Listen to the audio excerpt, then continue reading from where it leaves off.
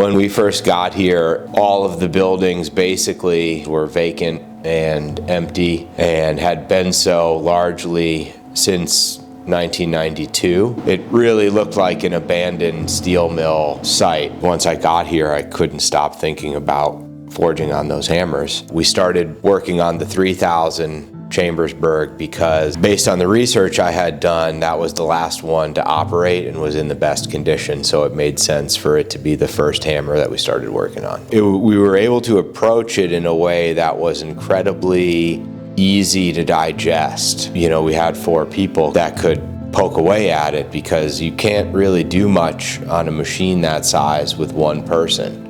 So having like a small team of people that were, you know, all working towards the same goal to see that hammer run for the first time in 27 years made it possible to do. Blacksmiths like us are passionate about the craft. It's more than just a job. It's a lifestyle, it's a calling, it's a responsibility. The restoration that CMA is doing on those hammers, it's not profit driven. It's passion driven. So, you know, we want to do it right because we want to do the machine justice for its future. First hammer, CMA did it on our own. Second hammer, we applied for grant funding to offset the cost of restoration. Third hammer, we're asking for community support to help offset the cost of restoration. I don't do that lightly because I know how important it is and, you know, how everybody is right now. Part of the reason why we're doing this is because the Wingate Foundation has offered a dollar for dollar match on anybody's donation. So everybody who donates, their donation automatically doubles. And being the steward of that shop, you know,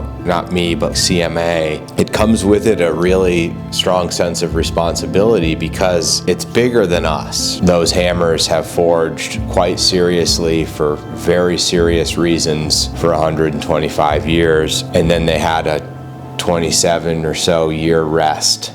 And now we've woken them up to give them a second life. If you introduce it to its new life under a creative context, you're setting it off on the right foot for its new life.